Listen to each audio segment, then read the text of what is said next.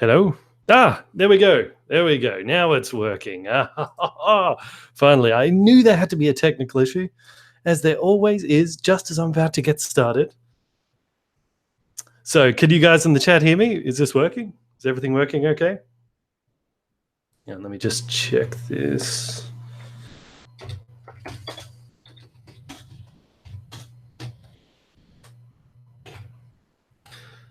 Anyone hear me? Yes, excellent. Okay, fantastic. Well, hello everyone. Welcome, welcome, welcome. Here we have the first live review by me. Hopefully it all works out. And the way it's going to work is if you're watching this and you're not live right now, there will be timestamps down in the description so you can jump forward to the review or want to start chatting with you guys either in the chat or later on. I actually want to put out the Google Hangouts link so that...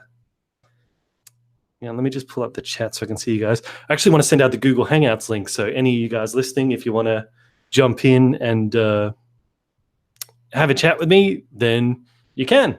That'd be really awesome. So the way that's going to work is if you're listening and you want to chat with me and tell me how terrible I was at ranting and insulting all of the Harry Potter fans, you'll be able to. You will be able to. So here's what I'll do is... if you're interested in that, I'll just send me an email throughout the course of the review here, and I'll just pick someone randomly, and I'll just send them the Google Hangouts, and they can just join me. So hopefully it'll all work. Just give me a sec to pull up the chat section. Live control room. Here we go. Well, where's the chat section? I can't see it. There it is. Okay. All right. So here, I'll put it in here. The email is Bandit. It's banditincorporated@gmail.com. Banditincorporated@gmail.com. Is that spelled right? Banditincorporated@gmail.com. Yeah. Okay. So if you're interested in the call-in segment a bit later on, just send me an email there and I'll just pick someone randomly, send the Google link, and hopefully I can chat to a couple of you guys. Hopefully everything works out well. But yes, as you may or may not realize, Fantastic Beasts, The Crime of Grindelwald. Oh boy. First of all, let me just let me screen share so that way you guys got something interesting now. You guys That way you guys got something to look at. Fantastic Beasts, The Crimes of Grindelwal. Now look, I was of two minds whether I should just go straight into spoilers or whether I should not worry because it's been like a week since the movie came out. I don't know. Let me, you know what? Let me poll you guys in the chat. If you want me to just go full spoilers straight from the beginning, type 1 into the chat. If you want me to do non-spoiler section and then a spoiler section, type 2. I'll give it a bit of time so you guys can catch up. It shouldn't really matter if I go straight into spoilers, does it? I mean, it's been long enough. Okay, 1, 1, 1. That's twice you put 1, Linstar. That's cheating. 1, 1, 1, 1, 1, 1, 1. Okay, great. Okay, so we could just go straight into spoilers. All right, so let me throw up that screen share so you got something to look at other than just... Okay, so Fantastic Beasts, The Crime of Grindelwald. So what was this movie like for me, first of all? Just to sort of paint the picture for you guys. You know, this movie felt like... have you ever been at like a dinner party and you don't really know or remember anyone there, and you don't actually really want to be there, but you kind of have to be. So you're kind of in this situation where like people are coming up and introducing people to you, like, oh, do you remember my roommate, Alex? And you're like, hey, Alex, how's it going? And it's like, no, this isn't Alex. This is actually Alex's workmate. And you're like, what? Why are you telling me that? Why would I even care? I don't even like Alex. And now you introduce me to Alex's roommate. I don't care. Why are you introducing me to all these people? I'm never going to even see them again after I've left this dinner party anyway. But of course you can't say that because you have to be nice. Well, here am I saying it? That's kind of what Fantastic Beasts: Crimes of Grindelwal felt for me. It's just a matter of like, hey, you remember this character from the Harry Potter series? Well, this person's related to that, and I'm like, okay, I don't really remember the first one, but okay. And it's like, and then this person's connected to that person. I'm like, can you tell me why I should care? Why should I care? I mean, just if there's anyone watching this who isn't familiar, I've got a bit of a turbulent relationship with the Harry Potter movies because I never really saw them. I never had much interest in seeing them when they came out. I kind of missed the boat. I think generationally, I was too old when it came out, so I sort of missed that age bracket you need to be to really appreciate it. And when you're not part of a big cultural phenomenon like that, it just becomes annoying because everyone's always talking about it. And then you have no idea what they're talking about. And then they're like, I can't believe you haven't seen Harry Potter. And then you like just act even more ignorant just to kind of get under their skin a bit. Sort of like that. But I finally did see the Harry Potter movies because Trey and Trilby from the Movie Mania podcast finally bullied me into watching all of them. All of them. Oh boy, that was an ordeal. And I think we did like 3 Movie Mania podcasts on them where it was like 2 movies at a time. And you could just hear me slowly getting progressively more and more angry as the series goes on and just constantly piling all these questions up. Why is this happening? Or why is that happening? And why isn't this? Why don't they just do this? And the guys are like, it's answered in the next movie. It's answered in the next movie. And sure enough, in the final movie, they kind of pause the movie for like 10 minutes. And they're like, just bring in the list, guys. Bring in the list of just all the questions that are unanswered. Okay, why didn't they just kill Voldemort from the very beginning when he's out in the forest? Because of the horse crutches. Why didn't it? And they just go through the whole list. So I guess credit where credit is due. They did answer it in the end. But to set the stage, that's already my relationship with Harry Potter. It's not a very good relationship. And now I'm meeting the ugly cousin of that person who I broke up with, that relationship that I didn't really enjoy anyway. So yeah, if you're a little bit sensitive about the Harry Potter universe, you're not going to like what I have to say. But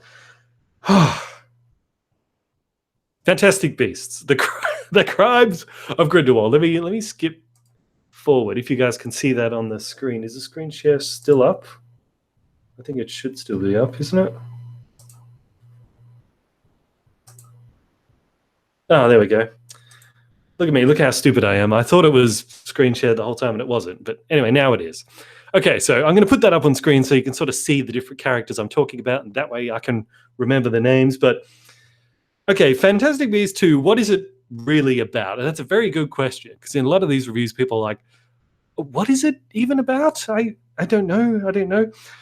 Well, basically, Johnny Depp, or Grindelwald, is Wizard Hitler. And he's basically rallying lots of different wizards to his side in order so that he can conquer both the wizard world and the Muggle world, which is like the non-wizarding world. I mean, of course, all you guys know that, but I'm talking from my perspective. And he wants to do this, and he's trying to recruit different people, and he, in particular, is trying to recruit this guy called, what's his name? Credence Bareback or something? This guy here. Credence Barebone. No, sorry, Bareback. That's the Dumbledore Johnny Depp relationship. Okay, yeah, he's trying to recruit this guy specifically to his side because this guy has some pretty cool like Mary Sue kind of powers. He's kind of like Pheonix in XMen sort of thing. In fact, he kind of looks like the Pheonix, doesn't he? But yeah, so that's basically the plot. The plot is kind of like X-Men 3, actually, is like Magneto trying to do the war against the Muggles, but also mutants who don't agree with him, and he's got this special weapon of Pheonix. It's pretty similar to that. It's pretty similar to that. And it's pretty much as enjoyable as that movie was, too.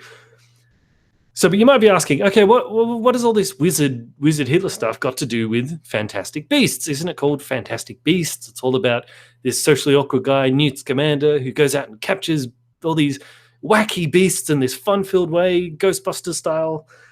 Well, what does it have to do with Fantastic Beasts? Answer is not a lot. Not a lot. It seems like most of the Fantastic Beasting was done mostly in the first movie. There's not a lot of bestiality stuff.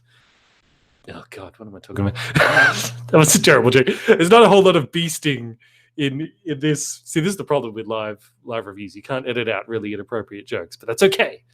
I'm going to push on ahead. Okay. So it seems like a lot of the Fantastic Beasting was done in the first movie. There is a couple of scenes of Newt Scamander running around like, oh, I need to recapture this Chinese dragon, which totally isn't an attempt to appeal to Chinese audiences. It's just a coincidence. And there's a little bit of that. There's not a whole lot of that. And, apart from that,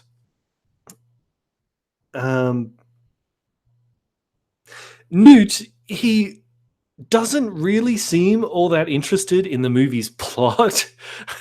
And that's kind of his character. He's like socially awkward. He doesn't really care. He mentions to his brother at one point, he's like, I don't really take sides. I don't really care. He just wants to relate to the animals or that sort of stuff. But it's a bit of a problem when your main character is not really invested or interested in participating in the plot. It's like, come on, man, you're in this movie. If anyone's supposed to be bored here, it should be me, not you. I mean, there's enough boredom here in the audience. We don't need boredom about the movie in the movie. And, but that's kind of his character, I guess. So you can give it a pass. He's detached. He's not part of what's going on. He does become invested later on in the movie when his brother's girlfriend, who he's actually kind of creeping on, he's kind of in love with his brother's girlfriend, even though he actually already has, what is her name, Tina Goldstein, who, she's kind of interested in him, but he ignores her and he instead cracks onto Lita Lestrange, his brother's girlfriend. Yeah, not cool, dude. It violates the bro code. I'm sure there's a wizard version of the bro code out there. I mean, this is literally your bro. I mean, come on. But there's also young Dumbledore, played by Jude Law. And really, I mean, Jude Law is such a great actor. And he just seems to really enjoy playing this character of Dumbledore, or at least act like he's enjoying being Dumbledore. And really, when I was watching it, I was like, why can't this new trilogy just focus on young Dumbledore as the main character? Like, wouldn't that be more interesting? Because I was much more interested in what he was doing in the movie, like his relationship with Johnny Depp and all that gay stuff, literally, in this case. That was at least interesting. That was interesting because I'm like, he's invested in what's happening, but he's conflicted as well because of his relationship with Grindelwald, and it's really complicated. And they've got the whole pact, the Blood Brothers pact that they did, where they can't actually attack each other. And I was like, that's interesting. I was like, can we just get rid of Newt and just make young Dumbledore the main character? And I think everything would be much more interesting in this. And because wasn't the point of these Fantastic Beasts supposed to be, this is kind of the more adult wizard stuff? They're dealing like with more adult themes and more sort of bigger issues. Well, not really a bigger issue. Voldemort was kind of like the biggest issue you can have. But you know what I mean? It's supposed to be more adult. So I was like, yeah, I just think it would be more interesting if they focused on young Dumbledore. But alas, they didn't. This movie did kind of continue the Harry Potter tradition of leaving many common sense questions unanswered. I wonder if they're again going to do the same thing, wait to the last movie of the trilogy and just pause the movie for a flashback and just answer them all. Look, here was a couple that I typed in on my phone while I was watching it. Okay, the movie starts with Grindelwald. They've got him locked up. He's in prison, and they make a point of mentioning how dangerous he is, how they've had to swap the guards a couple of times because he's very good at convincing people to side with him. And it makes you think as the movie goes on, because the sort of wizard police in this, I don't know, whatever the organization name is, the wizard police, throughout the rest of the movie, they have no hesitation in killing like some of his followers or just killing people. I think they want to kill Credence Bareback as well, just because he's wrong place, wrong time. And I was like, why don't they just kill Grindelwald at the beginning of the movie? Like, you're saying how he's Wizard Hitler. He's like so dangerous. Just kill him. Just kill him. Like, you've got him vulnerable. He doesn't have a wand or anything like that. Just kill him. But no, we have to transport him by carriage, which, as Mr. Sunday Movies pointed out in his review, can't these wizards just teleport people? Yeah, you could just teleport him to where you need him to be if you're going to have a trial or whatever. But like that was question number one. And the question number two is like the fat Muggle guy. What's his name? Jacob Kowalski. This guy. I like this character. I did like this character. He's interesting. He's kind of he fulfills that role that was sort of probably more necessary in the first movie of like you need to have the perspective of a Muggle into the wizarding world so that he can be like, what's that? And then they can explain it to him, but they're basically explaining to the audience what this thing is. Because for the wizards and they already know what these different spells are, they wouldn't explain it to each other. So you need a Muggle like that to ask questions so the audience can know what the hell's going on. And I like that character. He played that part well, and yeah, I just liked seeing sort of his energy in this wizarding world. Like he wasn't like the whimsical little kid that you normally see in these type of movies that fulfill that role. He wasn't like the scared sidekick all the time. He's just kind of like the guy you'd like to have a beer with. He just strikes me as that, like that kind of guy. And he's just in this wizarding world, like, the hell is going on here? Like, what's that thing? You know, and I'm like, I just like that. I like this character. But they did sort of write themselves into a corner because at the end of the last movie, they erase his memory so he can go back to his normal Muggle life. And in this one, they reverse that. They say, oh, he's got all his memory back. And their excuse for it is they say, well, the memory wipe, it only wipes bad memories. And most of his memories of their adventures were good memories, so he still had them. But then why, at the end of the first movie, had he lost all his memory? Like that, why? Why? Like good and bad, he lost everything. And there was a scene where Queenie Goldstein walks back in to see him again, and he has no idea who she is. And it's like, isn't she one of the good memories? Wouldn't you be able to remember her? I mean, come on, man. Seriously? So there's that. But, something really bothered me with the relationship between Jacob Kowalski and his girlfriend, Queenie Goldstein, in this. When we first see them again, Queenie has put Jacob under like a love spell, one of those love spells. I think they used it in the Harry Potter movies. Why? Because she wants to get married. She wants to marry this guy. So she's basically drugging him with this love spell so that he can't say no. And Newt Scamander is like, what's going on here? If you want to get married, you can't keep him drugged up like this. You need to actually remove it so you can find out if he even wants to marry you or not. And she doesn't like that idea, but Newt does it anyway. And then Jacob's like, no, I don't want to get married. But he's like, he doesn't want to get married. I think he said something like, because if you're married to me, you won't be able to be a wizard because, if you're marrying a Muggle, it won't work out. Sort of. So he's saying no, but he's saying no kind of like because he wants her to still be able to do her magic stuff or something like that. But I'm like, in that conversation, he almost calls her crazy, but then he pulls back. He doesn't say, he says, you're acting, and then he stops. He doesn't say crazy. And she freaks out. She's like, how dare you call me crazy? He's like, I didn't call you crazy. I didn't say that word. Meanwhile, I'm sitting there watching this movie going, hang on a minute. She has, you have any idea how creepy it is what she has done to this guy? Like she has love drugged this guy, taking away his free will just so that he would marry her. She's basically mind raped him into being with her. And I'm like, and now he's the bad guy for calling you crazy? I mean, do you have any idea how creepy it is that you do that to someone? I mean, being called crazy is kind of the tamest thing that could possibly happen to you. And I was like, whoa, like that's so messed up. Like brainwashing and drugging someone against their will like that so that they'll date you.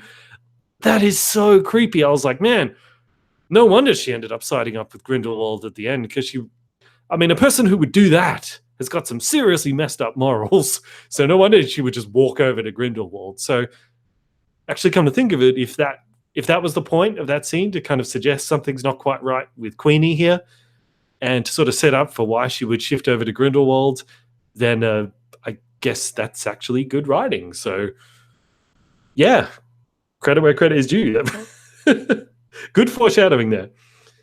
But I was actually most interested in Grindelwald's plan in this because one of my biggest sticking points in the Harry Potter movies in the past was the interaction between the Muggle world and the magic world. They're kind of aware of each other. Like, obviously the magic world knows about the Muggle world, and to a limited degree the Muggle world knows about the magic world. And there's actually, it's mentioned very quickly, but a few times in the Harry Potter movies, if I recall correctly, that basically the governments know that this magic world exists, but there's obviously some kind of agreement that they keep the world separate. And that blew my mind when I heard about it. It was some like wizard news story when Voldemort had gone and blew some stuff up in London, and the news story said, "Oh, we've talked to the Prime Minister in Britain, and he's going to cover it all up for us." And I said, "Wait, what? What? So the government's aware there's this whole magical realm out here that what? Really?" And what struck me as well is I was like, okay, I guess that could happen, but so you go into London, right? So this magical world, it spills over into the Muggle world, even though you apparently have an agreement to keep these worlds separate. And Voldemort, or whoever the bad guy is, creates all this chaos, all this mayhem with this magic, and then they take off back to the wizarding world, and it's up to the Muggle governments to clean up all the mess, cover it all up, keep it under wraps, all this. It's like, hey, you wizard guys, maybe going to help us clean up this mess that you guys created? No, we're not going to help you. Okay, well, if we're going to clean up all this mess, maybe you could help us out. Like next time an earthquake is going to happen, you could use a spell to like preserve the city. Oh no, see, we couldn't do that, because if we used our magic to help out the Muggle world, then every time there's any problem, the Muggles will just come running to us. But yeah, so just clean up all our mess, and we're not going to give you anything in return. But yeah, whatever. I mean, and that was a sticking point for me in the Harry Potter, the last movies. And it sort of came back to me in this one. I do wonder if they're going to sort of delve into this a little bit more, because this is kind of what these movies are about now. Like Fantastic Beasts, like the last movie was magical beasts breaking out in the Muggle world, and Newt Scamander having to clean up the mess and go get them and bring them back. And now, with Grindelwald wanting to take over the Muggle world, we're going to see even more of that. So that's what these movies are about now. It's about the magic world intruding on the Muggle world, and how the Muggles, I suppose, are going to have to deal with that. But it just like when Grindelwald said in this, when he's giving his evil pitch to all his followers, he says about the Muggles, he said, "How long do you think it will take before they turn their weapons on us?" And I thought, yeah, exactly. Like, I mean, if you're a Muggle, you'd be like, man, these wizards, they're like wizard terrorists. They just teleport in, blow up stuff, teleport away, and then expect us to clean up the mess. And then when we're in trouble, they won't help us out.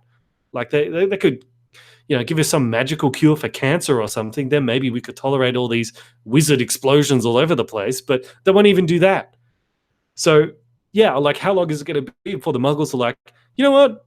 To hell with these guys. We don't like these guys. I mean, let's face it. I mean, the wizards should actually really be grateful that the governments seem to be okay with covering up the fact that this wizard world exists. Because could you imagine what the regular Muggles, the average Joe Muggles, the public would do if they knew about this wizard world? They'd be like, nuke them, nuke these guys. It would not be a good reaction. So I mean, just saying, these wizards, they should really start treating the Muggles a bit better, or at least start containing their own problems enough so that it doesn't spill into the Muggle world. And I mean, it's definitely going to with Grindelwald.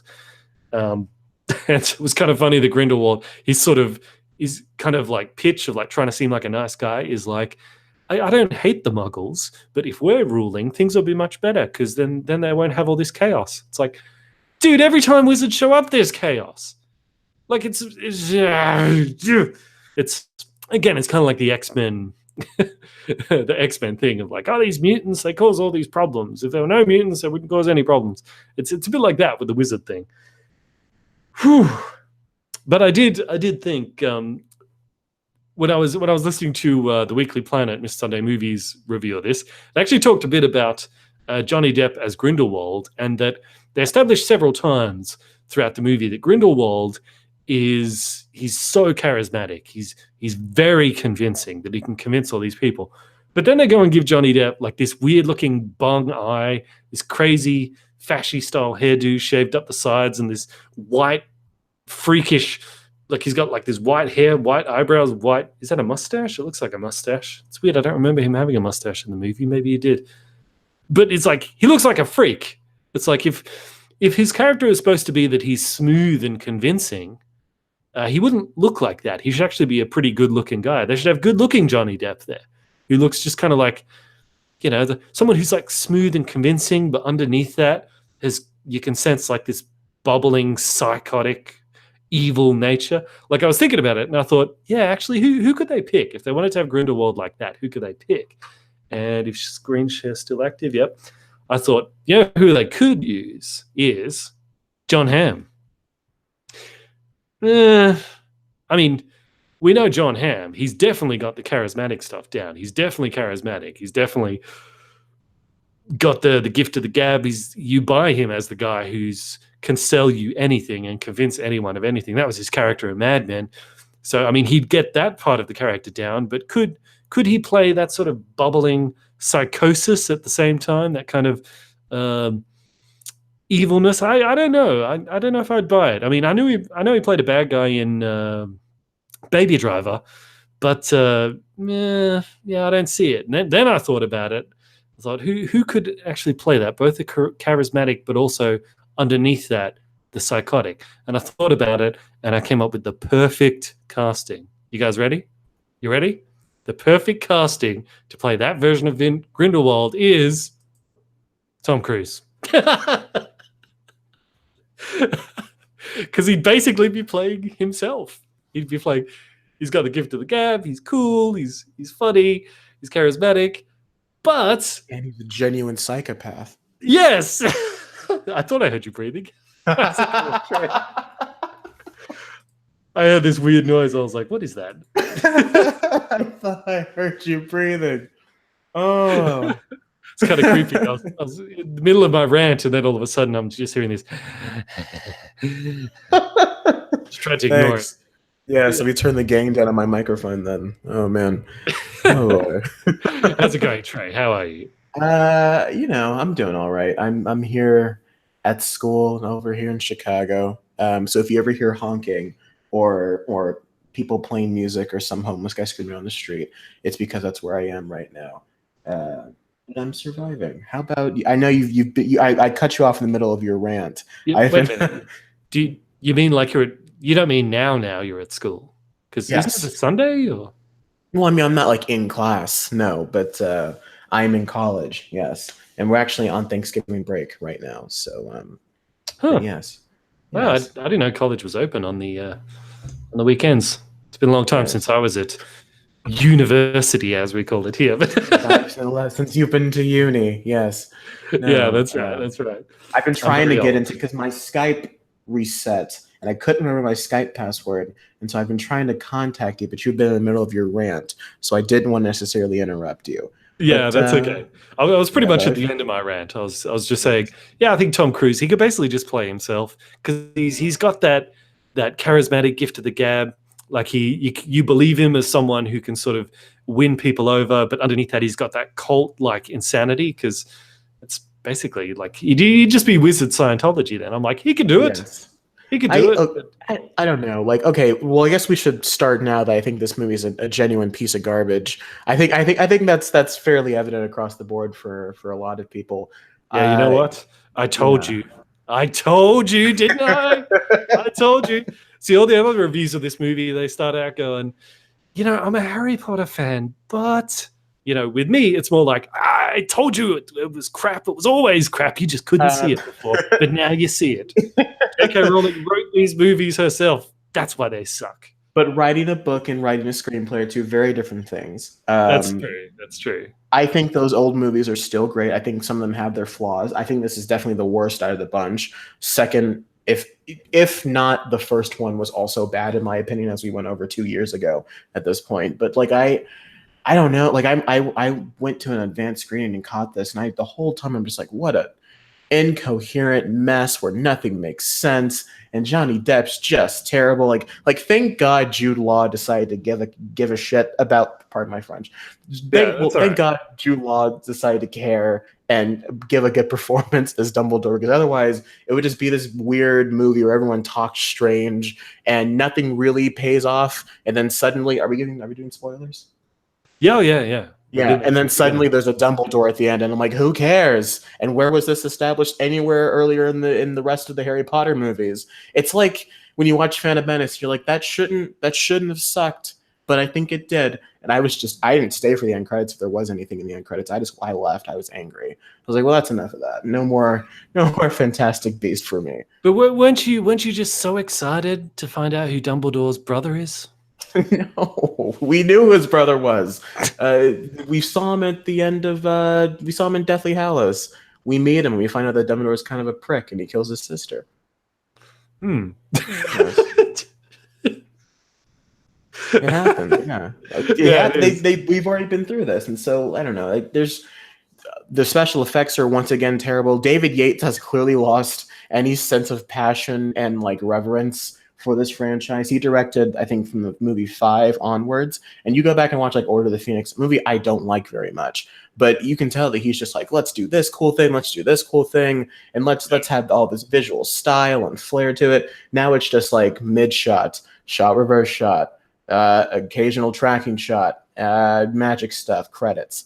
And I'm just, wow, he's gone full Lucas in terms of his energy for the franchise. And then meanwhile, JK Rowling's over here just go, somebody care about me. Look how progressive I can be. And just no, Jake, it's okay. You wrote a good series of books. You don't have to go back and keep writing more stuff. Let somebody else play in the Harry Potter sandbox, because you clearly don't understand the concept of good storytelling, because it's not evident in the movies that you then write. That's so true. Well, I mean, that's in the notes I had, the only thing I had left was my JK Rowling rant, and I was going to say kind of similar things.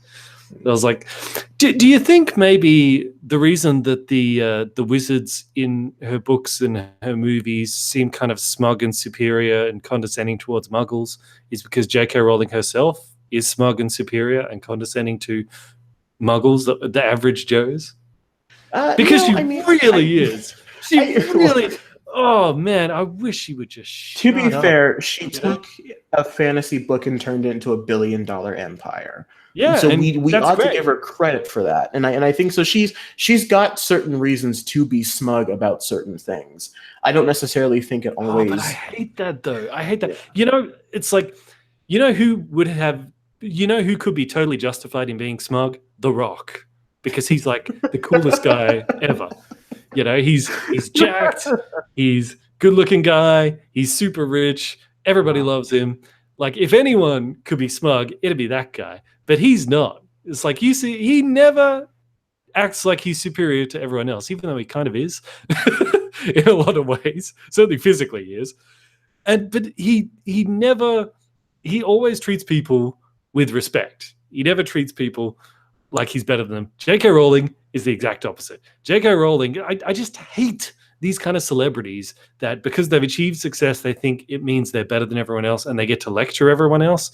Shut up, okay? It's great that you achieved all this good stuff, but shut up. And I hate that she's constantly lecturing all of the Muggles. That's the thumbnail of the video. It's just you going, shut up to JK Rowling. But she's always oh God, her Twitter feed too. She's constantly lecturing everyone else about hey, we got to help this group of people. We got to help that group of people. It's hey, if you believe that, fine. But hey, JK Rowling, you've got more money than the Queen of England. Why don't you help these people? Why don't you spend some of that money to help these people? I mean, what are you telling me for? What are you preaching at me for? What am I supposed to do? I can barely even get a decent internet connection half the time. Why don't you do something?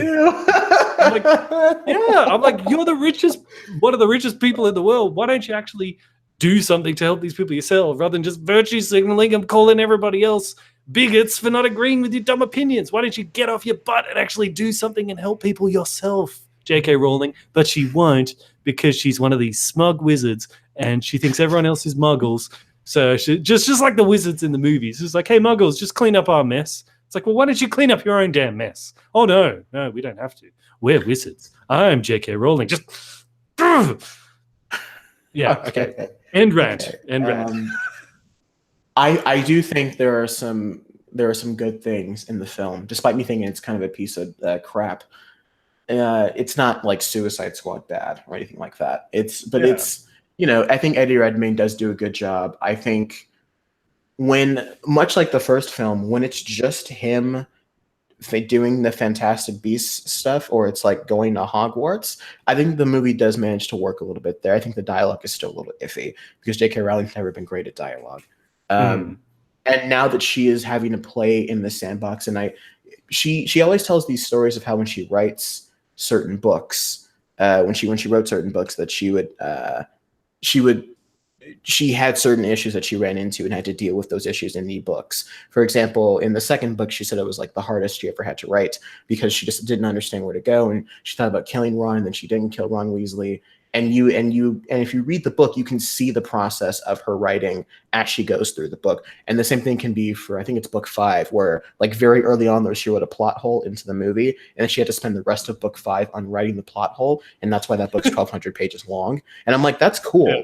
But you can see that writing process of her trying to make a novel, and you can see it here in a screenplay. And in a 120-page screenplay, you have to, for lack of a better term, stick to a certain structure of act 1, 2, and 3, and you have to hit certain points in order for your story to feel cohesive and for your story to work. And I think that she really doesn't understand. I think the problem here is that we have a shit script. I keep swearing, I apologize. I'm in college now. I think my problem now is that we have a terrible script, and we have a lazy director, and they just don't know how to work with all the talent and the passion that is in front of them from everybody else. I think Johnny Depp's a bad person. I think he doesn't give a very good performance here personally. Grindelwald is supposed to be this kind of charismatic, almost like, I don't know, just was really, like you said, like a Tom Cruise guy, where it's like, I can watch that guy do stuff all day. Instead, he's like this weird, whispery, weird guy to look at. Everyone says that he's so good in the movie. I don't really see it. And then, God forbid, Credence, Ezra Miller. Like, why do I care that? Let alone the fact that they made the exotic animal an Asian woman. We're gonna go past that. We're gonna not open that can of worms. But like, why? Why should we care about what Credence and Nagini do? Because you have given them no character and no sense of chemistry. The only thing that they have connected is what's that? I forgot to mention Nagini. Sorry, go on. Yeah, no, but like it bothers me that we're like, here's this beautiful snake that is an exotic animal. Let's make her an Asian woman. It's like, well, now hold on, now that's a little whatever. But like, it just. We can't care about these characters because you haven't given us something to latch onto. What made Credence so important in the first movie is that we were watching this child be abused and now lashing out because of said abuse. In this movie, he doesn't have anything to do except be the plot's MacGuffin, and that he's not a MacGuffin is an object. It is meant to be hunted around, not to be up. Whoever has just joined, please turn off mute your computer. As an object, it is meant to be. Thank you. Thank you. Hello. Hello. Are you there? Hello. So you got it working. Okay, we have our first call in. Hang on. Go ahead, Dre. Finish your review. Then we'll say a proper hello to Grady. Just very quickly to wrap up, I think that there's a lot going on here, and Credence and Nagini's subplot is a beautiful example of how you really need to trim the fat here, JK, because you clearly don't know how to write a good screenplay. And let's just go back to let's work through this again and maybe think of a second draft, or maybe just leave the franchise to somebody else if you're going to make more of these. I can't sit through 3 more of these movies. Hi, Grady. Oh, hey. How's it going, mate? So you got the Google Hangouts working. I think you were the only one who emailed me. Is like, yeah, I'll come on and chat. So I was like, okay, choice is easy. Yeah, to be honest, I had no interest in seeing it. I just came here because I was excited. So you haven't seen Fantastic Beasts? No, and I don't plan to. I don't really care for the Harry Potter films. Like, they just don't kind sound of guy. Thing. Okay, well, can I ask you a question, Grady, if that's all right? Can I ask why? What is it about Harry Potter that doesn't appeal to you? I don't know. I just don't like the idea of a school setting. I just don't care for them. Why does everyone want to have a setting at a school? Who cares about school?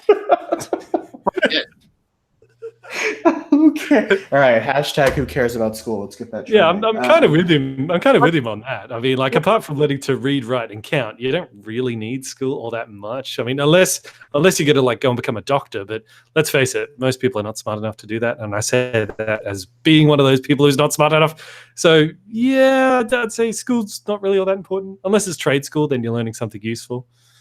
Let's have a story in a fantasy setting where the character is initially at a school, but then he either drops out and at some point he goes back to it, and through a series of events, the whole place is just reduced to complete rubble. That's right. A beautiful deconstruction of the Harry Potter saga. I can't say that it was not. I like the school setting, and I think it's a nice kind of way to show the growth of a character over the course of a year. I think having that school setup allows for a decent structure in the book series, personally. Hey, let me ask you, Grady, because I mean, obviously, don't give your actual location or anything, but are you in America or are you in Canada? I'm just going off the accent. I'm in New England. I don't know where that is. Where's that? It's on the east coast of America. Yes, the east coast. Oh, the East Coast of America. Okay. Huh. Hey, why is it, right? Why is it that, like, because here in Australia, when you hear, you can't tell the difference between American and Canadian accents. And I've found that, like, when you go up to an American and you say, are you Canadian? They go, no, I'm American. But if you go up to a Canadian and say, hey, are you American? They're like, no, I'm Canadian. Like, what's up with that? Like, I thought the Canadians were supposed to be like that. I have no idea, honestly. I don't really know much about Canadian culture. I've been to Canada like once before to Niagara Falls, and that's about it. I didn't really go around. I just hear it's really cold, and the Prime Minister is kind of a dumbass. Great haircut. It's a stylish haircut. By the deep state. There are a lot of pretty much. There are a lot of foreign people globalist. at my college, and I know a couple of Canadians, and I've yet to run into that problem of are you from here? And they're like, no, I'm Canadian. I don't know, but every country has a very strong sometimes, and when when you threaten that nationalism, they kind of like to latch out. I don't really care for all that. I care more about individuals. Hey, what's your avatar? Looks like you have a channel, Grady. Do you have a channel? Because that looks kind of like a professional. This character is Eclipsa from a Disney XD show called Star vs. the Force of Evil. She's voiced by so much about it by Esme Bianco, who played a character on Game of Thrones. Really? Which character? I'm gonna look it up right now. Rose? I think she was Rose, wasn't she? One of the early I don't want to call her harlots. One of the early hookers, I guess. I believe that's who she was. I've been wrong before. Her name is Roz. R-O-S, Roz. Or Rose. Rose, I don't know. Yes. I was right. Yeah, I use this character on a lot of my social media profiles. Because I like her a lot. Yeah. Hey, let me show everyone. Since the kind of review portion is over and we can just talk about whatever, let me show everyone. I've got a desktop screen Face reveal? Oh, okay. No. Check that out. Could you see that? That was worse than sharks. What entertains your feeble mind?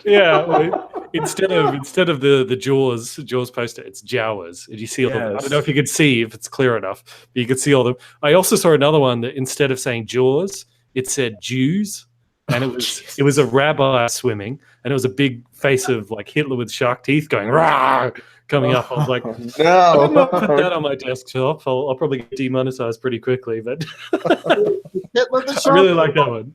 The sharks. The what? Sorry. is Hitler the shark or are Jews the sharks? No, like Hitler was the shark. He had like shark teeth, and there was like a rabbi swimming instead of like a naked lady swimming, and it says Jews, and his his face is coming up, going rah, like he's about to eat the rabbi. You would immediately be demonetized. Yeah, that's right. Demonetized on the first live stream. Oh, Well, thanks for calling in, Grady. It's been cool. Anything you want to say? Any shout outs or anything you want to do? So have any of you guys ever watched the Human Centipede films? Oh, that's right. You nailed that. Yes. I know of it, and I was like, I think I'll skip that one. Yes. I have seen the first one. I've watched all three, and I gotta say the third one is my favorite because of how ridiculous it is. It has Eric Roberts in it, and it takes place in a prison, so guess what the Human Centipede is made out of? Hang on. Before we get into that, just in case any of our viewers are not familiar with this franchise of the Human Centipede, but maybe just explain to our viewers sort of how the story progresses in the first movies and what it's actually about.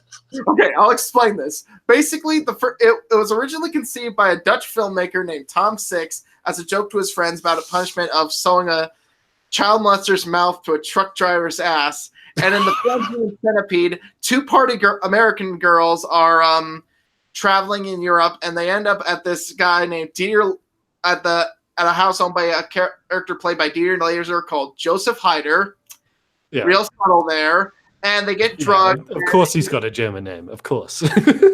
and he locks them in an underground lab where he explains that he was once a surgeon who separated Siamese twins, but now he wants to sew people together. So along with a Japanese man, he's going to create a Siamese triplet called the Human Centipede, where they're going to get sewn ass to mouth. So they and at one point one of the girls and as punishment he said, right there. "You will be so little piece." Stop. Anyway, and that's pretty much the entire film. For the rest of the film, it's just them sewn ass to mouth. And at one point, the Japanese man is like, "Oh shit, I have to shit," and no. And he's like, feed her, feed her, feed her. So do all the people who make up the Human Centipede, do they get away in the end, or does it kind of end like Tusk? Like they all die. Trey's favorite movie. And then in the second movie, here's the thing about the sequels. In the second movie, the first Human Centipede is a movie in that universe. Yeah. And the second film is about this guy. Wait, what? So the movie is a movie in that universe. Yeah, the Human Centipede is a film in Human Centipede 2, and this guy named Martin, this mentally challenged security guard in Britain, he gets obsessed with the Human Centipede, and as he's working, he watches it over and over again on his laptop. So he comes up with a plan. Hang on. I'm sorry. I'm still trying to figure out. So this is the second movie. He's trying to grasp the concept. So the second in the second movie, the Human Centipede was a real event that happened in this universe, and they've turned it into a movie. So this security guard watches the movie and is obsessed with it and sort of wants to do copycat. Is that it? The second film takes place in the real world, and the first film is a movie. Wow, that's meta. That's really meta. So he watches the movie over and over again, and he decides to make a centipede of 12 people, and the way he does it is like kidnapping people who are in the parking lot that he's security guard for. And the thing about this character, Martin, is that he's had a rather troubled past. His father sexually abused him at a young age, and he's the one who ended up getting him arrested and sent to prison, and his mother hates him for it. So she has lately he's been talking off screen because he never talks about this. Never talks on screen. That's the thing about Martin, is that he just has grunts and stuff. And basically she has this therapist come over with a beard who's sexually into Martin. Like he caresses his legs, and he and eventually he's killed by Martin when he's getting a blowjob in the parking lot. And this is sounding ridiculous, doesn't it? When I explain this, It's all right. I mean, it's Should we Centipede. let's give the audience the cliff notes before we go and explain the entire saga of Human Centipede. Let's jump to the cliff notes and keep it brief. I'm really enjoying Avoid this more now. graphic. I'm enjoying this. I'm Graphic watching our viewers like slowly drop, but then increase again, and then drop, and I'm like, we're kind of just hanging in. you know, I'm thinking of becoming a mall Santa and using that laugh. Oh, Jesus Christ. Get me fired immediately and probably hauled off in handcuffs. I love it. Okay, so please continue. So then what happens? Okay. So then and at one point there's this interracial couple, who already have a child. A pregnant lady is with them, and he knocks them both out and brings them to his lair. And one of the actresses who played the end of the Human Centipede in the first one, who's an actress in real life because the Human Centipede is a film in this world. Yeah. He calls her and saying he works on a Quentin Tarantino movie and calls her to London to get her to do this. And he becomes the front of the Centipede. And eventually he gets sick of his mother, who rips up his Human Centipede scrapbook.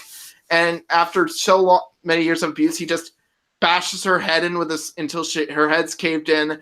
And then he starts constructing a centipede. And at one point, he thinks he's killed the pregnant woman by bashing her head in with a crowbar. He does that to all of us. Can I just say, I'm not the kind of guy who even really likes horror movies, and this is kind of like really down the rabbit hole for me. So I don't know whether to be fascinated or just throw up, but this kind of is weirdly fascinating. So then after he kills at least a few people, like one or two people, like when he's trying to the way he tries cutting their ligaments so they can only crawl, but he accidentally kills one by bleeding. So he just decides to stitch their mouths to the buttholes using duct tape and staples. And then somebody actually wrote the script for this. Could you? Somebody actually wrote this. I was like, dude, like if my friend was like, hey, I'm writing this movie script, do you want to read it? And it was this, I'd be like, dude, you need some help. I'd be like, just don't come around. Don't get too close to me from now on, but you need some help. Okay, so after that, he decides to make them all poop in each other's mouth. So he at first tries to get Ashlyn Yenny, that's the name of the actress, to drink. At one point, she started screaming too much, so he rips out her Nothing tongue. but high-class cinema here in the Movie Mania podcast. High class here. See, the chat is saying, Linstar's saying, this isn't the conversation I was expecting for Fantastic Beasts, but that's okay. We're into the call-in section where anything can happen. I love this so much. Let's only do this from here on out. So then he feeds her some milk, and then when she doesn't start shitting, he gets some laxatives and injects them into each of the centipede.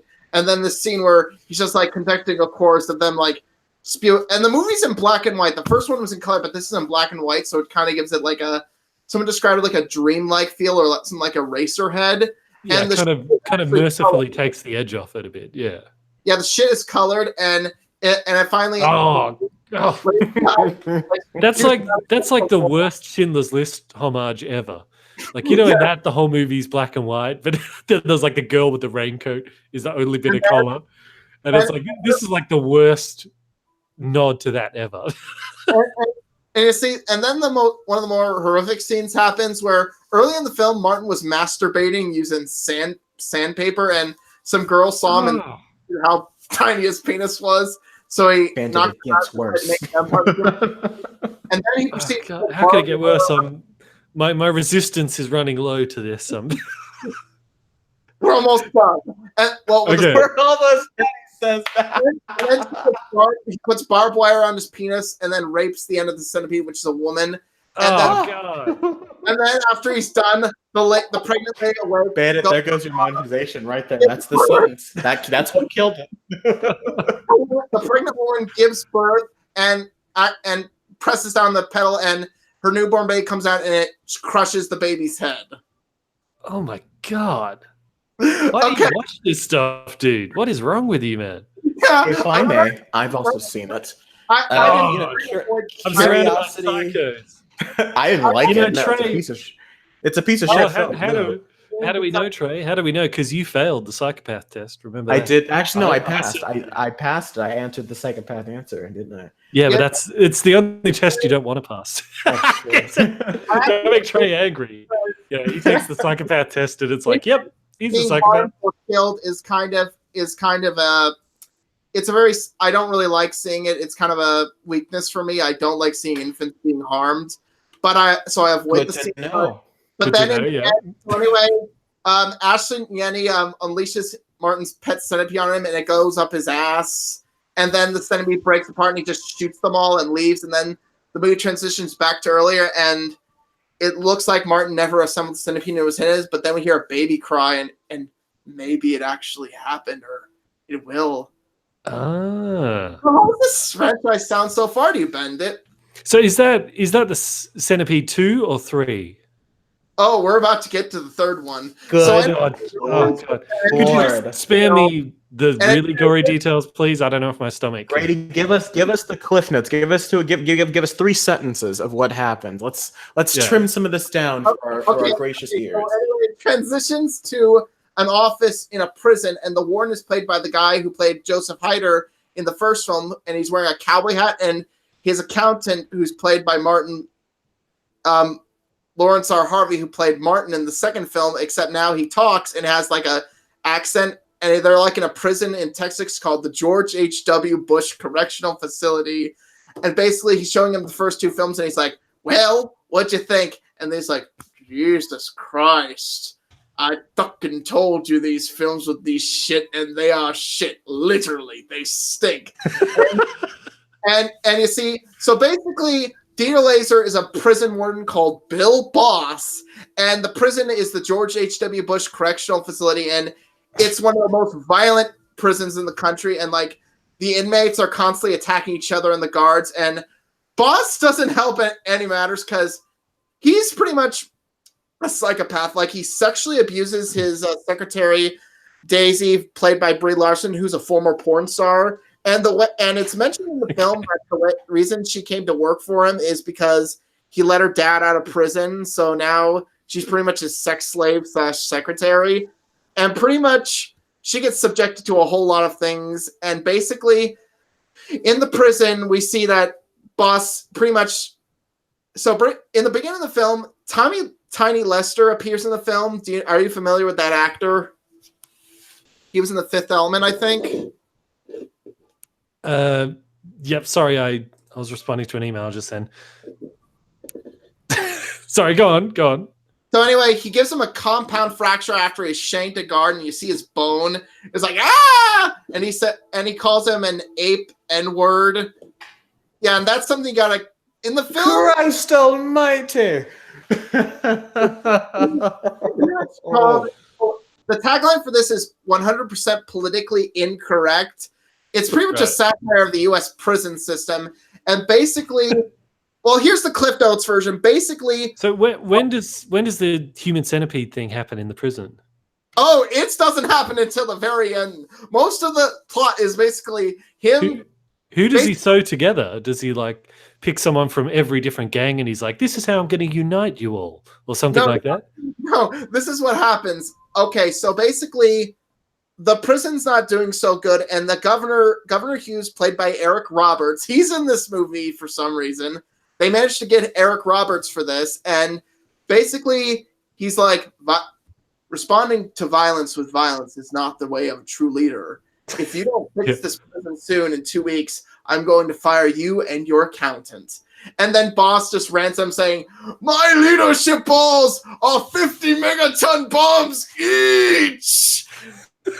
So pretty much he decides to rehabilitate the prisoners by using medieval torture methods. He castrates one of the prisoners. Well, hang on. So he's told you have to fix up this prison to make it not so violent, and he's like, I know how I'm going to do it. Medieval torture. He's going to use it to rehabilitate the prisoners. So he castrates Robert Lasardo's character, and you see the castration, and you want to know what he does? He tells them, Cook these. I want to eat them for lunch, and he eats them. Yummy. And then Does he just go like full on? Does he just eat them raw, or does he like kind of go Hannibal Lecter and like I'm going to put it with some nice beans and a nice what's the line? With some fava beans and a nice Chianti. Like, does he try to make a meal out of it, or is he just like? Rah? He has them sent out to. He tells the cooks to cook it medium rare and serve it for him for lunch, and then he rubs his face in the blood like ah. And then he waterboards a Native American prisoner with boiling water after he used his once-a-month family phone call to call his office and say, "We're coming to your office. We're going to rape him to death." Wow, Grady. Well, look, the chat's getting freaked out. I think they've hit almost their limit for how much of this stuff. So I'm just going to skip to the Cliff Notes version. Yeah, just skip to the end. Just like, hey, I showed you those 2 films because I have an idea. We have to make a human centipede of our prisoners. So, own ass to mouth, sharing a single digestive system. No more prison fights. No more assaults on guards. It'll be the ultimate deterrent against anyone considering a career in crime. And they'll be on your knees begging for your mercy.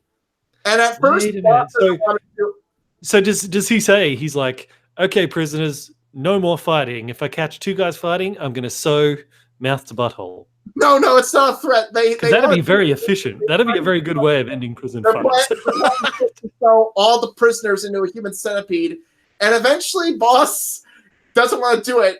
And eventually, he's convinced to after he has a dream where the prisoners all gang up on him, cut a hole in his side, and rape his kidney. Oh my god! Well, thanks, Grady, for enlightening us with that. I'll finish. I'll be quick. Basically, then the director. God, there's more. Come on, wrap it up, man. You know what? Sherman is stepping in. I'm stepping in. I'm gonna have to cut you off there, Grady. Just from my poor ears alone, and the ears of our audience. But hey, look, Grady. Look, first call in. First call in. It's been very memorable. Thank you. It's awesome. It's awesome. You know what? Actually, when he first came in and we were chatting, I'm like, I don't know what to ask. This sounds pretty dull. But then, boom, in came Human Centipede, and I was like, okay, so the best thing ever. So thank you, Grady. You're awesome. Let me get through the rest of it. I'll be quick. So then, sure. Convinced by the director of the first 2 films, who comes in playing himself to do it, and then he has a brilliant plan. He's going to show the prisoners the first 2 Human Centipede films back to back at their monthly movie night, and then he will announce their fates. And his accountant's like, the prisoners are going to tear this place apart. We can't tell them what we're going to do to them, but he does it anyway, and the prisoners riot, and then eventually they're subdued, they're sewn ass to mouse, and his secretary gets sewn into the centipede for some reason, and then the governor's like, this is awful. I can't do this. You're going to get the death penalty. But then he comes back afterwards, and he's like, this is great. This is just the thing that will get me elected. This is just what America needs. And then he smokes cigar and leaves, and then Boss kills his accountant who got the idea and take full credit, and then he screams naked outside of a rifle tower as is this the end? Banner plays. Is this the end? Okay, great. Wonderful. Thank you, Grady. It's been very fun, very enjoyable. And if you want to come back on next live stream, yeah, just send me an email. I'd love to have you back on. Thanks, mate. All right, see ya. Bye, Ben. Have a good night. See you, mate. Wow. Oh, that was wonderful. That really was. That was disgusting, but it was wonderful. There was a certain point. I'd say two or so minutes in when I realized, I said, we're gonna get a full description of what happens in this entire trilogy. Tell you what. So here's what's gonna happen. We thank everyone who wishes to join the show and talk with us, and it's wonderful to hear from you all. You're all wonderful people, I'm sure of it, despite some of the things you guys watch. Well, one of the listener did email me for the link. I sent it to him. Maybe he's having trouble connecting. But but if anyone does want to call, we'll maybe take one more and then we'll wrap it up. But that was great. It's funny because when I did this, I was like, I'd love to be able to. I'd love to be able to, because everybody does movie reviews. I'm Mhm. like, and everybody does live streams. I'm like, why don't I live stream a movie review? And that way I can interact with the viewers more. And I really want to get to know my viewers. And the first caller was Grady. So good to know that's the caliber of my subscribers. We love I you. vote you implement a time limit. I think before we have someone to call in and be like, let me tell you about all 8 Saw films. And then we just go for 90 minutes about the interconnected, woven history of the Saw franchise, because you can do that. Yeah. Well, I mean, as long as it's interesting, we can let him go for ages. But I mean, that was totally interesting. It was just grossing me out more and more. And then when the chat started to get grossed out too, I was like, we need to cut this short, otherwise we're going to lose all our viewers. But it was great. It's funny, our viewers are actually up now. Yes. We were at 30, we went down to almost 20, now we're up to like 35. Oh, we went down to 34, now 33. Yes. I was enjoying the intensity of grading and how it was increasing. I really did appreciate that. Can I briefly talk about a movie that I saw that I really enjoyed? And I don't know if you ever saw it. I saw the Please Halloween do. It'll give us time for Return of the adding. Nerd to click on the link wherever he is. Right on. I saw the Halloween reboot, remake, sequel thing, the new Halloween film, and it was it was so good. Did you see it?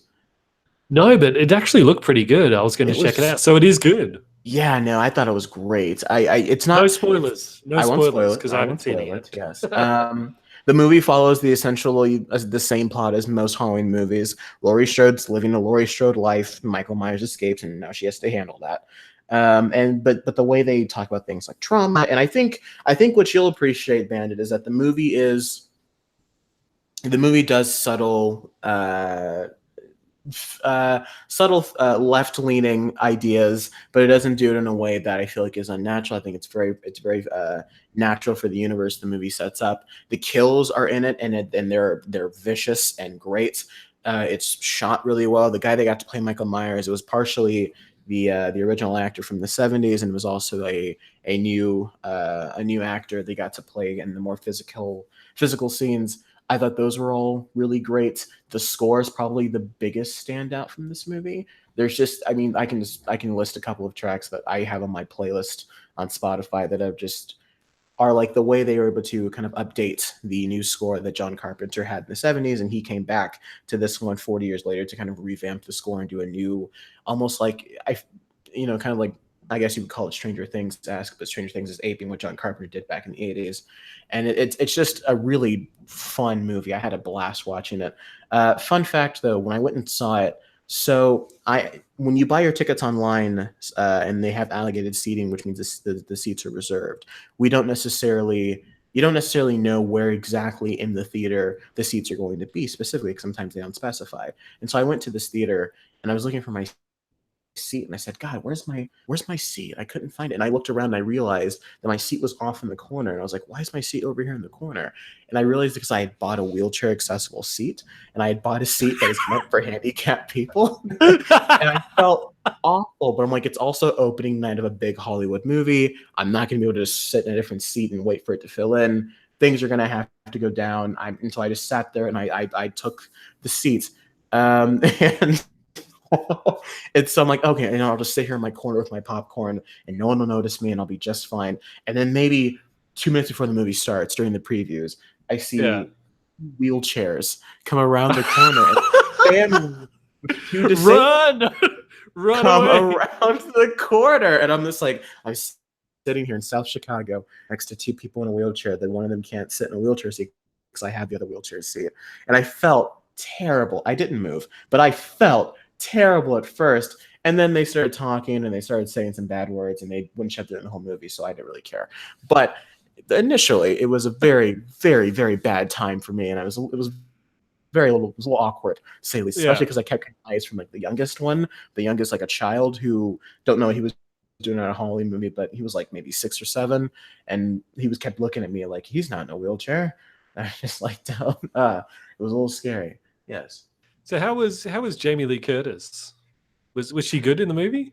Yeah, she's really good. She's channeling her Terminator 2 kind of aspect. I don't know if you ever Yeah. saw The Sarah Connor. the stuff. Sarah Connor. I don't know if you ever saw Halloween H20, the one they did back in the 90s when it's like Jamie's back and so is Michael Myers. But they kind of do that and run in a new direction with it where she's now dealing with the trauma of being attacked and almost murdered by the serial killer. Yeah. And how that kind of has affected her life and what that means to have a family in a world like that. And then that's kind of the basis for the through line of the entire movie from beginning to end. The movie's about trauma and facing your demons and what happens when those demons can't necessarily be taken down so easily. You know, Michael Myers is a 60, 70-year-old man, but you shoot him 5 times in the face and he still manages to get back up because that's what kind of movie this is. Yeah. It doesn't forget to be a fun horror movie as well, which I appreciate. Hey, Noah O said, Trey's the type of person who parks in the handicap spot. You're right. He does. I imagine the chat's having a field day with that story. Well, I think we might wrap up because I emailed 2 guys the links that don't seem to be popping in. They should just pop in randomly once they click on the link, but they're not here right now. So yeah, we might wrap it up. So what do you guys reckon, chat? I mean, I could talk about the last Purge movie I saw if you guys want. You went and I don't saw know. a Purge movie? Oh yeah, I love the Purge movies. They're Oh, like the only horror movies I've actually watched all of them, Sorry. apart from Wolf Creek, of course, but that's an Aussie one. So Those So, aren't horror what do you movies. guys reckon? Chat, should we wrap it up, or you want us to talk about some other movies? 1, if you want us to wrap it up. 2, if you want us to keep talking until we get another call in. So either 1 or 2. We'll see how it goes. Oh, we got someone. Hello. Hi. Return of the Nerd. Yes, that's me. How's it going, mate? I'm very good, thank you. How old are you? You sound like you're like 12. No, I just have a pretty high voice. Okay, because if you are 12, you totally should not have been listening to Yeah. our last caller. You're probably if he's 12, Bandit. It's not for you. Not the fact that if he is 12, we're talking to him. I'm just like, hi, we're 2 adults. How are you? Young 12-year-old. You sound Aussie. You an Aussie? Yes, I am from Australia. Ah, sweet. Sweet. Awesome. Australia. Which state are you in? Don't give me the exact. Just... No. I am in Victoria. Ah, okay. Yeah, I grew up around Victoria. Right. So you're a Harry What Potter zip code fan? is that? Yes. So you are a Harry Potter fan? Yes, I am. Okay. What did you think of Fantastic Beasts: Crimes of Grindelwald? Did you like it? I did not know. I thought it was pretty horrible. Did it bore you, or did it just annoy I you because of the plot you didn't like, or? No, I think I was just more confused about what the story was the whole time. Yeah. I had a hard time writing that bit for the review. I was like, what even was that movie about? I don't know. Yeah, It's- I think it just was confusing how they tried to introduce certain parts of the movie, but then a whole other part was added, and it was just everywhere. Plot. Actually, let me ask you, because now there's 2 Harry Potter fans, like meaning like both you guys, of course. Yeah. Like I don't mean in the world. There's obviously more than 2 in the world. But, Only so 2 left. what do you think was JK Rowling's logic in making Nagini an Asian woman? Nagini. What do you think? Is she just like, I got to connect something to the original trilogy, or do you think she's got a plan for that character who gets its head cut off in the last movie of Harry Potter? Or Yeah, what do you think the deal is with that? I really don't know what she was thinking, to be honest. Does it make the character of the snake more interesting for you? Do you reckon? Or I suppose apparently she's always meant it to be a maledictus, but I don't quite believe that. I don't think it really added, at least not in this movie, but it didn't really add anything to the plot. no. I mean, it kind of makes it funny that Yeah. when that snake gets its head cut off. Yeah. I didn't get it though, because I'm like, well, the snake is like buddies with Voldemort, who's like the most evil guy in the universe.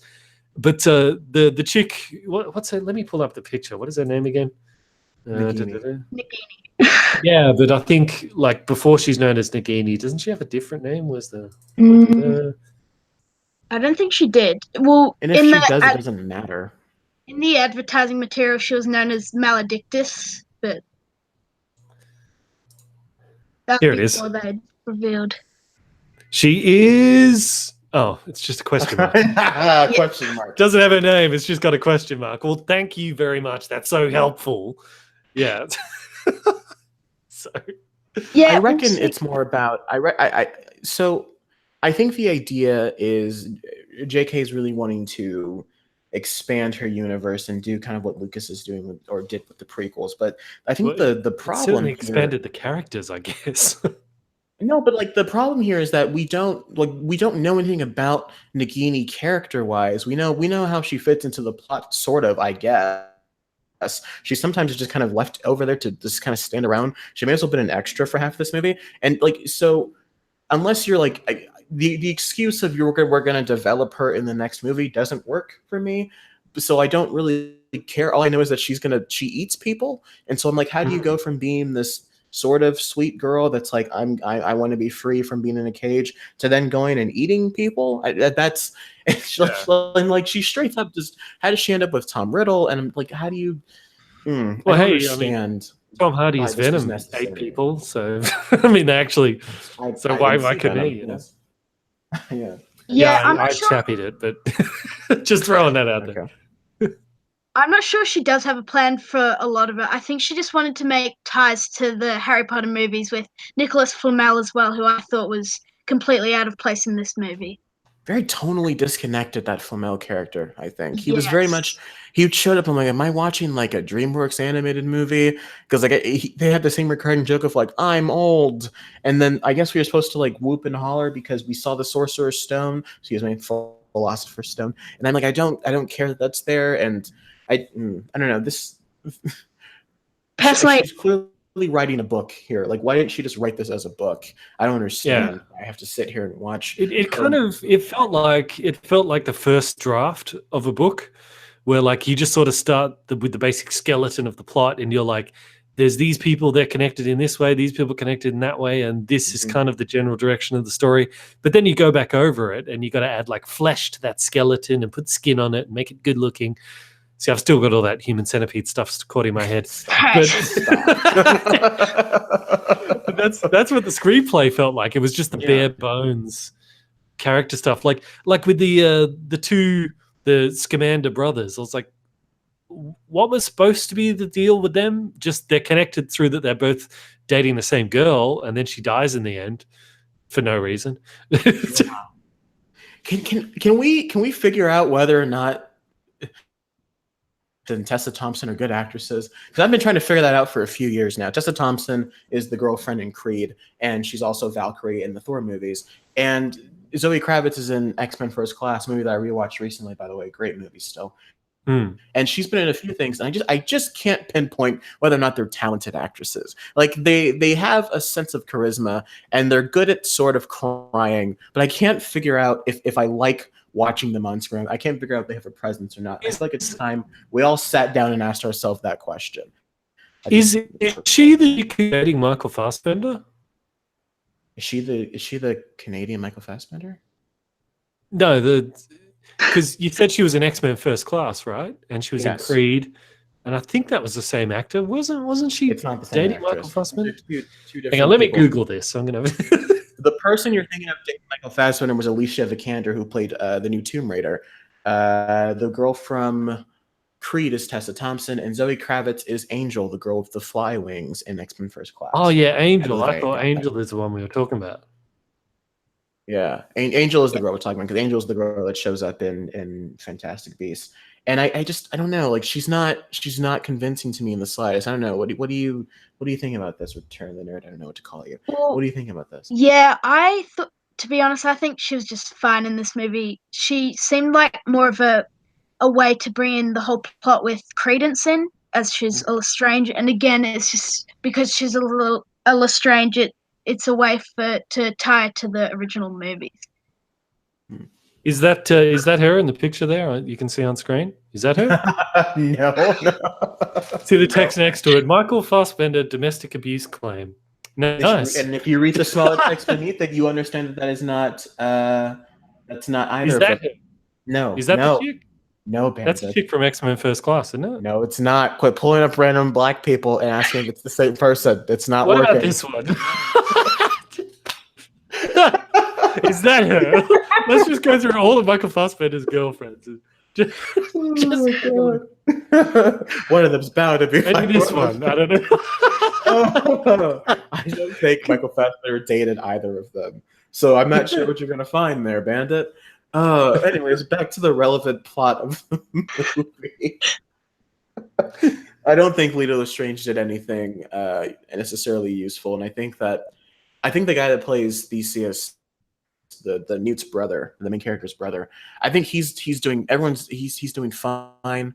He's not really grasping at much for me. But then again, I really do think that falls in the hands of David Yates, the film's director, who really I don't think gave too much of a shit. Sorry about the foul language again.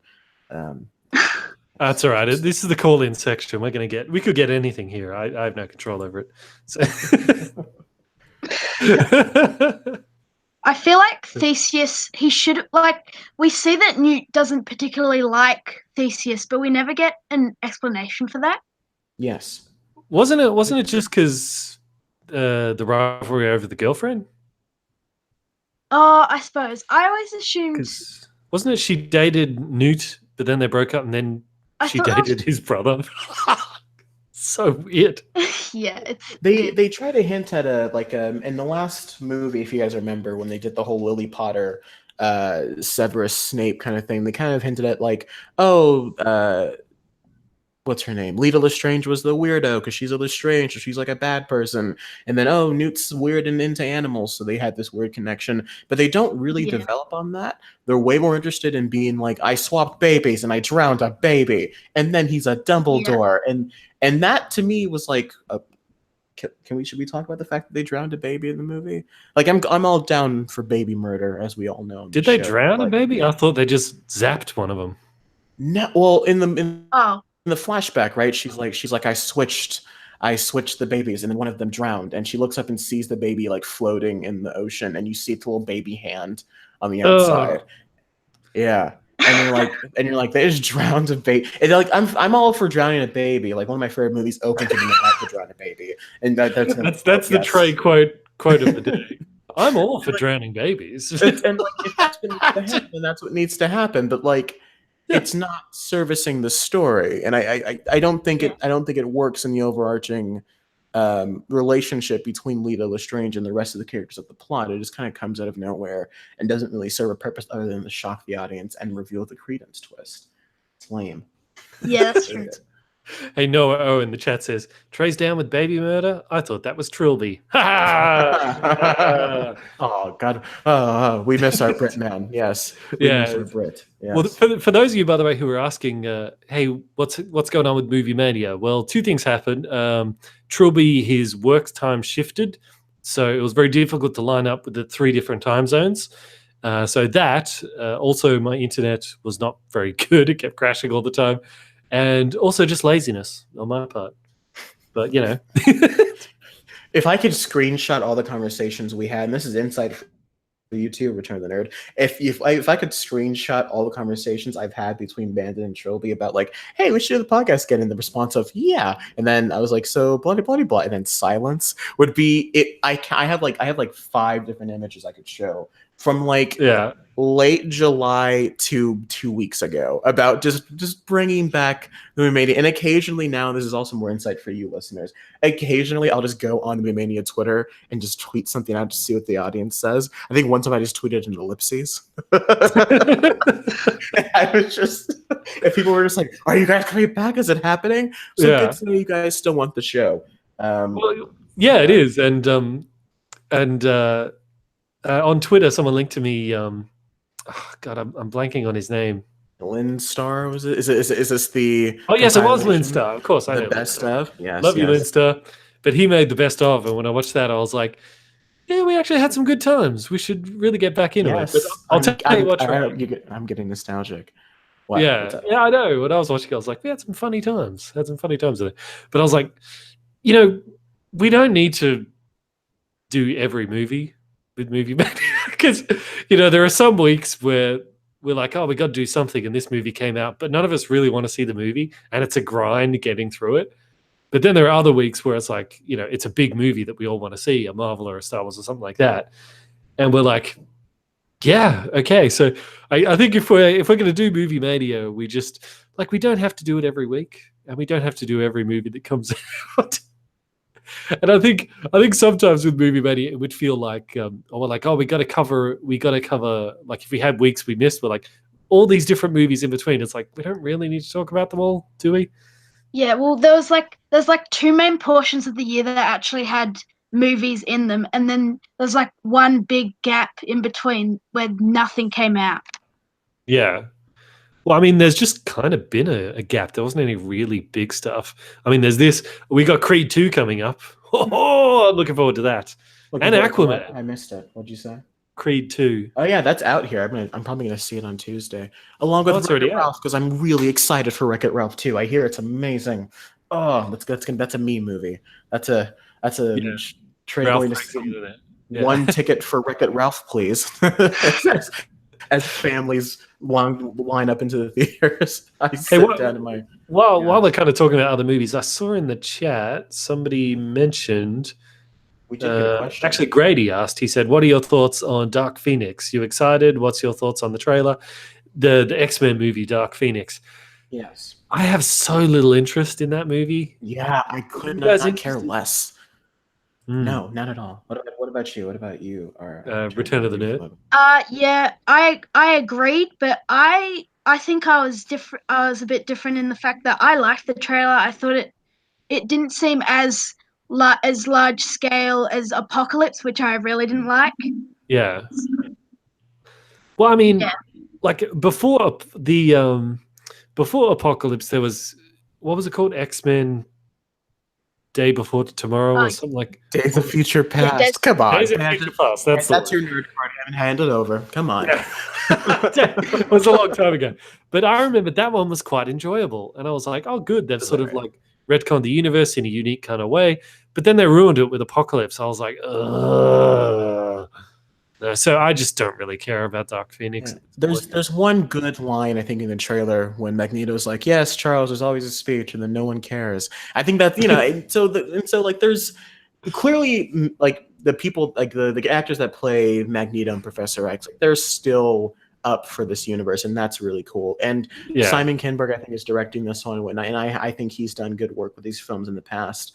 I don't know, like, but we've got the Deadpool movies now. Like, we can get our X-Men through that. We don't need it through any of these other. They're just so lame. Is not Jean Grey, and I don't think the cast of Apocalypse, the young cast, has necessarily earned my anticipation for the sequel. When I walked out of Apocalypse immediately, I was looking forward to seeing the next one. But also, I think movies like Logan and both Deadpool movies have shown that we want kind of branching out from Fox. And I think what we're getting here looks like a Phase 1 MCU movie, and I'm not sure I'm down for that anymore. And we're in a post-Infinity War world right now. Yeah, that's true. Like, Infinity War does feel like it sort of raised the bar for everything, and I know we've said that with a lot of Marvel. Doctor Strange turns Thanos' lasers into butterflies. Like, we're in a different. I'm sorry, you're in a different universe now. It's like, unless you're eradicating half the universe, we're not interested. It's like, like you can still tell an intimate story, sure, but like this mid-lane, like, we'll go to space and then Gina will turn evil and try to destroy the world. I'm like, no one cares about that anymore. But give me either like Logan or Infinity War. That's all I want these days. Ugh, Logan. Don't get me started about Logan. But it's like, that's why doesn't like that movie, you monster. Yeah, I'm the one person who doesn't like it. But like, that's why I'm kind of interested in Aquaman. I'm like, this looks colorful. It looks exciting. It looks creative. It looks like all the things that DC never were. But I think Diego Gonzalez asked that question in the chat, by the way, and I am looking forward to Aquaman a lot. I hear it's pretty good, so yeah.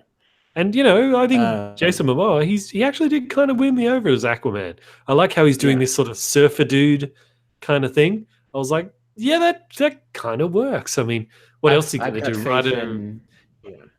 What's that? If he wants to get away from the silliness of Aquaman, he's the way he does it is like he's kind of having fun with the silliness a bit. Yeah. But it's also something kind of new.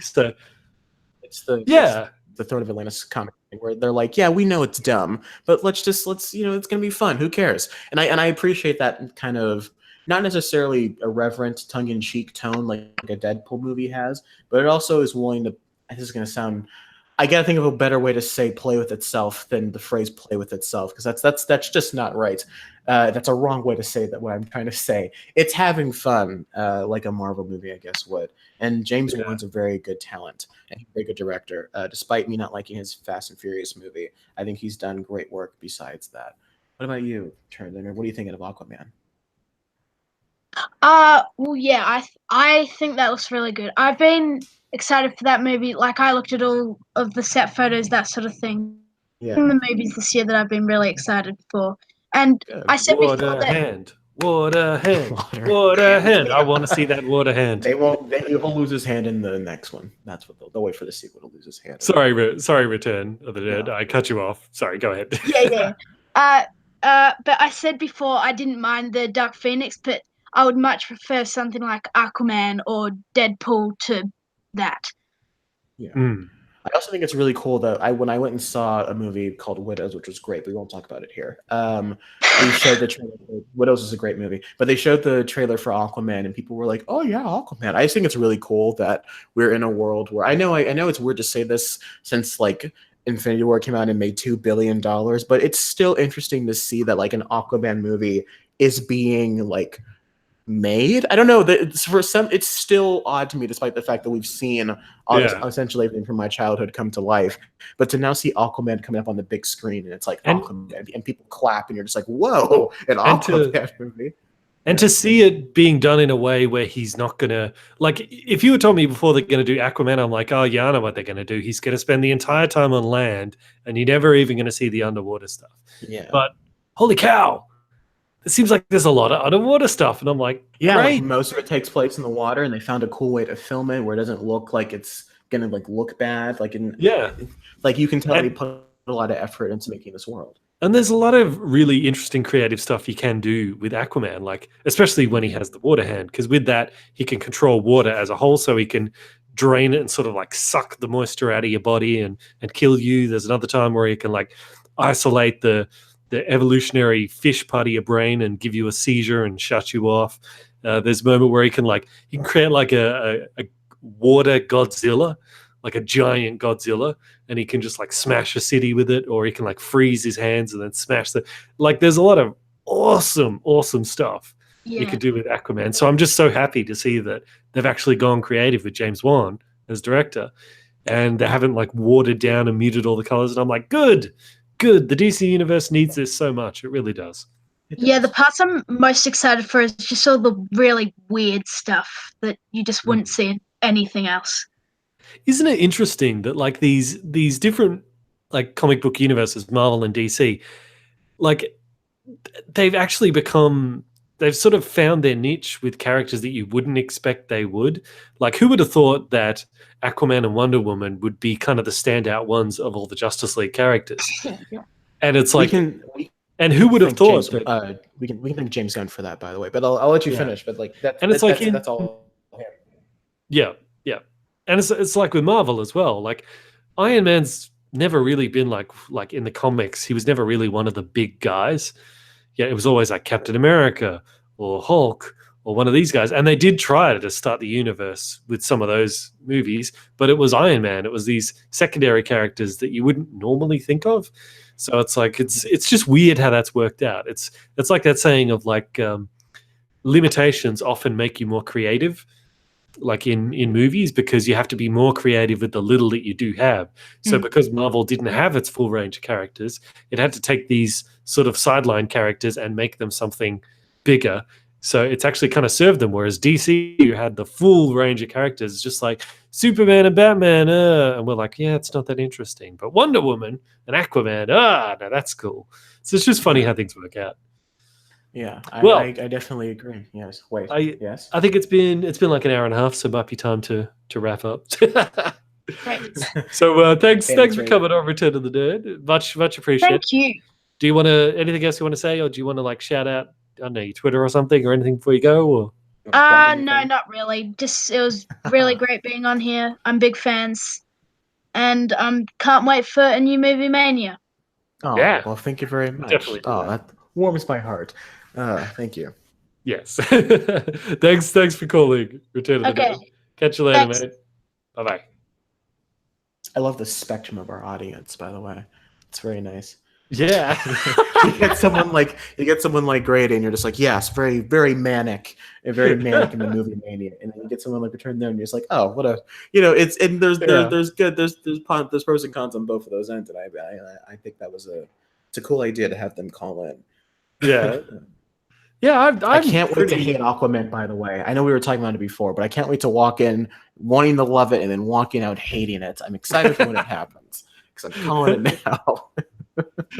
Yeah, normally, like, how you say I'm the one person who hates Logan. Well, you're the one person who hates Avengers: Infinity War, and that's a far more heinous crime on the internet. And it still gets me hell today. When I go to college, I'm just like, yeah, I didn't like Infinity War. They're like, what? I was like, yeah, I just didn't think it was that good, is all. And I still catch hell for not liking that movie. Everyone's like, release Avengers 4 title. I'm like, I don't really care. I'm probably going to be something dumb that they lied about a year and a half ago. I don't know. Yeah. Way more excited for Spider-Man. Well, to all our viewers, I'm very happy with how this went. I was really worried going into this. I'm like, can I even do a review where I'm just kind of talking to myself? Because normally when I record the videos, if I make mistakes, I can edit it out. But I know it kind of worked. And the call in, and it definitely helped having you here, Trey. So you could talk and I could interact with the chat and all that. Yes. And having the call-ins from our listeners was fantastic. Really enjoyed it. Really looking forward to doing the next one. Next one will probably be of Creed 2 or Aquaman's a bit later, isn't it? So yeah, it'll probably be Creed 2. But to all of our listeners out there in Australia, was it out? I think for another week or so. I'm not too sure. We got that on Tuesday, I think. Yeah. Ooh, see, Daniel's Nerd Cave says, can you squeeze one more person? You know what? We'll leave it up to the chat. One's if you want us to talk to Daniel Nerd Cave. Two's if not. we threw him to the fish. Daniel. Oh my god! I did send a link to I think 2 more people, but I guess like if you don't know how to do Google Hangouts, it's a little bit difficult. It doesn't work on Microsoft Edge, by the way. Yeah. Oh, that's true. Yeah. Well, I've never actually. Because I've always sent the link to you guys. I've never actually called into someone else's stream, so I'm not too sure with how it really works. Do you just click on it and it just works? Or? It clicks on it and it opens up Google Chrome, but I don't usually use Google Chrome because it's a lot slower for my computer. So it's a little bizarre in how it works sometimes, but I got through it. I was just trying to find a link because I couldn't log into my Skype until there was a lot of hiccups. And also, did you say 1 that we would talk to him and 2s we would not? Yes, 1s we do talk to him. Okay, well we have 6 1s in the chat. Well, I see you put in a 1. But you don't know what the 1 means. So were you trying to say yes or no? I was just agreeing with the crowd. I'll talk to him. We'll talk to him. Let's do it. Sure. Okay. Well, there you go. There you go, Daniel Nerd Cave. Did I send you the link? I think I did. Is mine. Well, Daniel Nerd Cave, what you got to do is you email me on banditincorporated@gmail.com and I'll email you back the Google Hangout link and it'll just pull you in here. I'll type it in. See, listeners, to those still here with us, this is the part of the podcast that if you ever listened to an old episode that either me or Bandit edited, this is the part that we would cut out, the in-between moments, this little lull for all of you guys listening back home. And it's very nice. Oh, by the way, if you're still listening, check out a short film I just made and put it on my channel. It's a little black and white silent film I made with an old-timey film camera. And I think it's pretty fun. So go ahead and check that out, guys. Give me some boost in my views. Hulk Poozer says Bandit doxed himself. No, banditincorporated@gmail.com. That's the official thing for the channel. So anyone can email me that at any time. Can't guarantee I will always answer every email, but I try to. He does not answer his email, ladies and gentlemen. It's very difficult getting a hold of. I'm just kidding. I think early on, while you were still looking for, like when you were still talking about yourself, I put in the chat. I said, "Someone tell the damn man to check his Twitter," because I was trying to be like, "Hey, I'm trying to connect, and it's not working." Well, when I was doing the review portion of it, I couldn't see what the chat was doing because I was looking. I had my notes and I was talking and I was focused on what I was saying, so I have no idea what was going on in the chat. I didn't want to disrupt your flow. They could have been posting like swastikas. I have no idea because I couldn't see. Don't encourage them. Let's not. Well, also because I was screen sharing the thumbnail, so people had something to look at. But that means I can't see the chat when that's going on. So I was like, oh, I have to work out some kind of system. Some people saw the short and one of them says that they still don't understand what my short film was about, and I will leave the interpretation of that up to you guys. That is not for me to disclose to my audience. It is up to your interpretation. That's why there's no dialogue in it. Okay, so Daniel Nerdcave. Yep, just waiting for that email of banditincorporated@gmail.com. Just email me and I can send you the link. We're waiting for you, dude. The chat voted you in. You can hear the panic in his voice, guys. Have you heard? Did you hear that? The chat voted you in. And, oh, no. He's holding the podcast hostage. That's right. That's right. Well, actually, let me scroll back while we're waiting and I can answer some. Colin Sorgenfrey says, please could you announce these kind of live things before you do them? I did on my Twitter page, but mind you only had like a 24-hour upfront. But if you follow me on Twitter, you should do that. And I think that when you schedule a live stream, it does pop up in the YouTube feed. Yes, it does. That's how I saw it on the YouTube, and then you also tweeted about it, and you also put it on your Facebook page. It was about 24 hours or so ago, and then I shared your page and I retweeted your tweet. So it was out there. Yep. Not necessarily super a long time ago. Return of the Nerd. My voice sounded so high. It's going to. Your voice is gonna sound high when you listen to yourself in recording. That's just something that you have to get used to. It's always weird hearing my voice sometimes. I don't know. I don't know if that's the same thing for you, Bandit. If you think your voice is deeper. Yeah, that happens with me. You get annoyed with hearing your own voice because you record stuff and then you got to edit it, and then as you animate, you're listening to your voice all the time. It's like you get sick of hearing yourself. People say, oh, "I love the sound of my own voice." It's like, well, not if you do YouTube because you have to deal with it all day, and you're like, It's currently trying to connect. Is he? That's all right. Yes, he just said that in the chat. He's currently trying to connect. Yeah. I haven't got the email from him though. Oh. So how can he connect if he doesn't have the link? Well, he has to email me so I can give him the Hangout link, and then he clicks on that. But I keep refreshing the Google. Okay. Tell you what, we'll give Daniel 5 more minutes, if that. Yeah. And then. Well, I'll tell you what. In the meantime, close out the show. In the meantime, I can tell you about how much I love the Purge movies. Great. I'll tell you what, those Purge movies, they've actually gotten kind of smarter as they've gone along. Because I don't know if Purge is such a great concept, which is one night every year, all crime is legal. You can go out and murder people, but you can also be murdered if you go out. So you can go out and do whatever you want. And it's like the first movie came out and it was just like a dumb sort of home invasion movie. And the in-world justification for the Purge is like, people got to get their frustration out. So we have one day a year. And people like Nostalgia Critic in his review was like, that is so dumb. That is so unbelievably dumb. And he's like, yeah, that's right. It is. But in the second one, they point out that, if there was a Purge, not many people would really want to do it. There'd only be a tiny fraction. So in the second movie, they sort of cover that by showing, the government's sort of subsidizing it. It's like paying people to go out and purge more because they want to get purged. And now in this third one, it goes back to shows the very first Purge, and it shows the real reason behind the Purge, which is it's got nothing to do with you got to get rid of the frustration, the aggression in you. It's got nothing to do with that. That's just the cover story. The real reason is the government knows that a Purge is going to affect homeless people, poor people who can't afford security systems, and they want the Purge to go out there and purge all those people that are on the bottom rung of society because they're a drain on the economy. Let's kill them, wipe them out, but we're using the Purge as a way to get rid of them. And I was like, that's actually a really kind of clever twist, and it sort of makes sense. And in a weird way, I was like, I could maybe kind of see that. I could kind of see that happening in a weird way. Oof. I mean, maybe I'm crazy, but yeah, it's I like those movies. I really do. You might be crazy, not because you understand the complexities of the Purge universe, but because you think they're good films, all that, right? The second one's okay. The third one I thought was terrible. I didn't see this new one. What I will say also is Daniel has given us permission to end the show. He said he has had issues connecting or whatever that means. So I will let you. That's all right. Well, there's always next live stream. So. Of course. So once again, thank you everyone. Thank you everyone for watching. Sorry, Daniel, we couldn't have you on there at the end. You can end it. My phone is acting up. Oh, cool, no problem. Yeah, you can get on next time, Daniel. Nerd Cave. I'm sure we'll remember.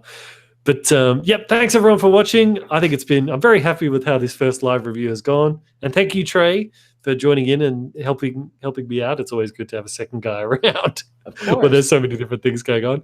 I've got to update that picture. That picture's like 4 years old.